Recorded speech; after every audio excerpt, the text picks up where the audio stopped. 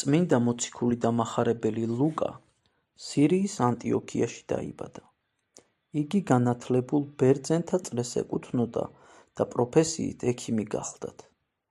ქრისტეს შესახებ რომ ესმა, ლუკა პალესტინაში ჩავიდა და აქ თავად უფლისგან ეზიარა მაცხოვნებელ სწავლებას.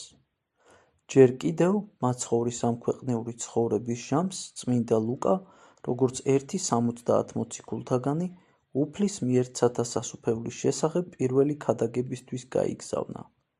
აღდგომის შემდეგ უფალი იესო ქრისტე ემაუსში მიმავალ ლუკას და კლეოპას გამოეცხადა. ლუკა თან გაჰყვა წმინდა მოციქულ პავლეს მეორე მისიონერულ მოგზაურობაში, რის შემდეგაც ისინი ერთმანეთს არ განშორებიან. უფლის რჩეული პავლეს გვერდით დარჩა მაშინაც, როცა იგი ყველას თანაშემწე მიატოვა. მოციქულთა თავის მოწამეობრივი აღსასრულის შემდეგ წმინდა ლუკამ რომი დატოვა და ქადაგებით მოიარა აქაია, ლიბია, ეგვიპტე და თებაიდა. ამქვეყნიური ცხოვრება მან მოწამეობრივი 8 წლით დაასრულა ქალაქ თებეში. გადმოცემის თანახმად, წმინდა ლუკა ღვთისმშობლის პირველი ხატების დამწერიცაა. მადლი ჩემგან შობილისა ჩემითა მეოხებითა, იყოს ამა ხატთან.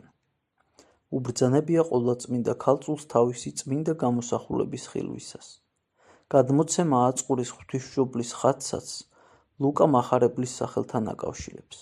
წმინდა მოციქულს ეკუთვნის თავთა მოციქულთა პეტრეს და პავლეს ხატებიც. სახარება ლუკას 62-63 წლებში პავლე მოციქულის ხელმძღვანელობით დაუწერია რომში. როგორც თვითონვე გვამცნობს პირველივე მუხლებში, მისი მიზანი ყოფილა უფრო სრულად და ქრონოლოგიური თანმიმდევრობით აღეწერა ყველაფერი, რაც იესო ქრისტესა და მისი სწავლების შესახებ იყო ცნობილი და ამით ქრისტიანული სასწაულებისათვის მტკიცე ისტორიული საფუძველი დაედო. ლუკა მახარებელს ეკუთვნის საქმე მოციქულთა.